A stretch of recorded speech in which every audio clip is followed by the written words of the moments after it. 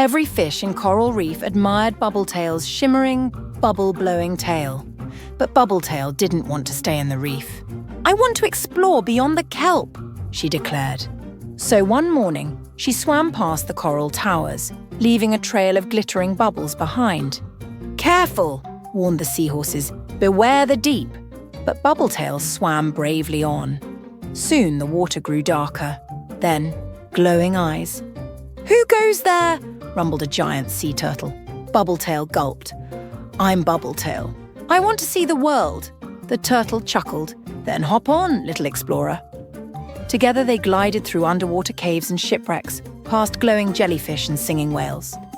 "The world is big," Bubbletail whispered, "but not so scary when you've got friends." And her bubbles sparkled brighter than ever as they journeyed on. Deep under Clover Hill, 3 bunnies, Nibbles, Thumper and Tilly, peeked out of their burrow. "It's gone," Tilly gasped. The moonstone, the glowing gem that lit their tunnels, had vanished. Without it, the warren would fall into darkness. "We must find it," said Nibbles, stuffing carrots into a satchel. Their journey began under starlight, hopping past sleepy owls and whispering winds. Suddenly, paw prints, big ones, led into the foggy woods. "Something took it," Thumper gulped. Bravely they pressed on, their ears twitching at every crackle. At the heart of the woods stood a towering badger holding the moonstone. "I borrowed it for my sick cub," he rumbled. The bunnies huddled. "Maybe we can share it," Tilly offered. And as the moonstone's glow lit both burrows that night, the 3 brave bunnies learned that sometimes courage meant kindness too.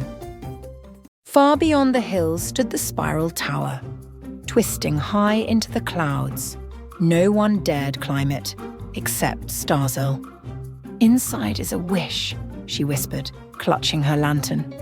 As she stepped inside, the staircase shimmered and shifted under her feet.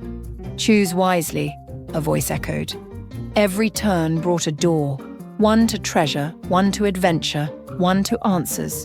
Starzl hesitated, then followed the faint sound of music. Up and up she climbed until she reached a tiny window at the very top. There she found herself, playing a song on a golden flute. "The wish was always inside you," the voice smiled. Starzl laughed, feeling light as air. As she played, the tower's walls unfolded into bridges of light, leading to dreams she never dared imagine. In a dusty attic, Dostella found a pair of old sneakers glowing faintly under moonlight. She slipped them on, and they hummed. Suddenly, she floated an inch above the floor. "Cool," she laughed, twirling, but then the sneakers sprinted out the window. "Hey, who's driving these?" she shrieked as they dashed across the rooftops, over fences into the sleeping city. The sneakers stopped before an old shoe store.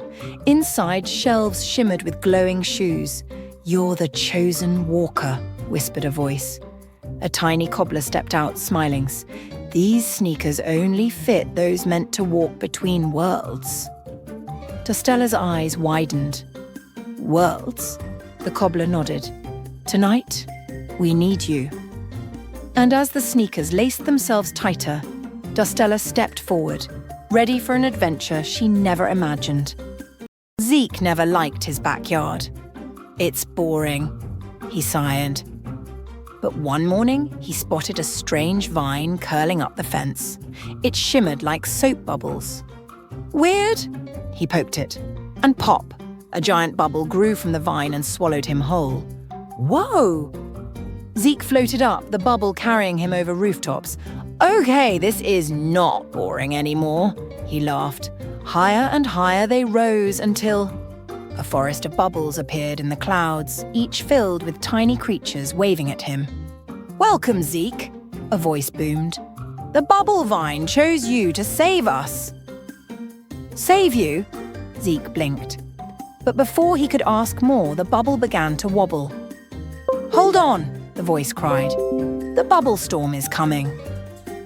And with a pop, in a quiet workshop, Rusty the robot stared at a blank wall. "I wish I could paint," he sighed, "but my hands are too clunky." Suddenly, a tiny bee with a paintbrush for a tail buzzed in. "Need help?" she asked. Who are you?" Rusty blinked. I'm Beely, the painter bee. I make colours where there's none. She zipped around, splashing blues and yellows across the wall. Wow, Rusty gasped. Teach me. Sure, Beely grinned, guiding his metal fingers. Slowly, Rusty dipped into paint and made his first stroke, then another and another. Together, they painted swirling galaxies, dancing stars, and shining suns. It's beautiful, Rusty whispered. Beely smiled. Sometimes, it just takes a friend to show you how bright you can be. High above the tallest mountains lived a shy little cloud named Puff. He watched big clouds make thunder and lightning. I could never do that, he sighed. One day, the sun whispered, Puff, the garden below needs help. Can you try? Me? But I'm too small, Puff said. Please, the sun smiled. Puff floated down and gave a tiny squeeze. Out came the softest drizzle. Flowers perked up. Trees sighed in relief. More Puff, said the sun, and Puff gave just enough to bring the garden back to life. Back home, the big clouds cheered. Look who made rain today! And Puff finally felt big enough. One morning, Lila tended her tiny garden on the castle wall. Roses, tulips, daisies, all bloomed under her care. But one misty dawn, a shadow loomed overhead. A dragon! Please don't eat my flowers, Lila begged, but the dragon sighed. I don't want flowers, I need help. He opened a claw, revealing a wilted golden seed. I've tried planting it everywhere, but it won't grow. Lila smiled gently. Let's try together.